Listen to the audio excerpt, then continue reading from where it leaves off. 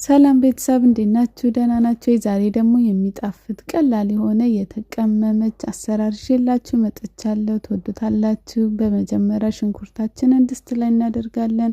ውሃውን እስኪጨርስ እናበስለዋለን። ከዛ ዘይት እንጨምራለን። ዘይት ካደረግን በኋላ ሽንኩርታችን ቀላ እስከሚል ድረስ ጥብስ እናደርገዋለን። ከዛ ሽንኩርታችን ቀላ ብሎ በደንብ ከተጠበሰ በኋላ የተፈጨ ነጭ ሽንኩርት እንጨምራለን። ከዛ ነጭ ሽንኩርታችንንም አንድ ላይ እንጠብሰዋለን።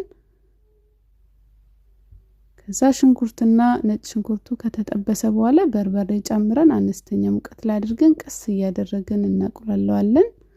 በደንብ በርበሬው ከተጠበሰ በኋላ የተከተፈ ቲማቲም እንጨምራለን።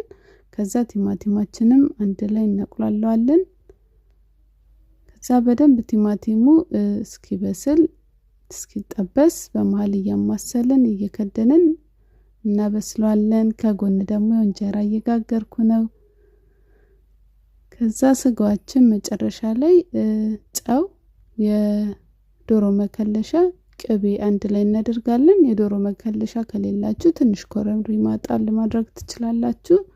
ከዛ ይሄንን ካዋሃድን በኋላ ትንሽ ደቂቃ መልሶ እንዲንተከተክ እናደርጋለን። ከዛ እንጀራችንን ትሪ ላይ እናደርጋለን። ከዛ ስጋችንን እናውጣለን። ከዛ አይቤ እናደርጋለን።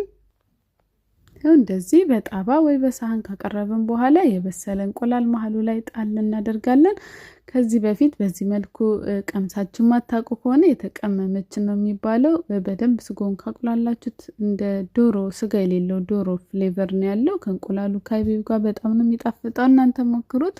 ስለተከታተላችሁኝ ከልብ አመሰግናለሁ። ቻው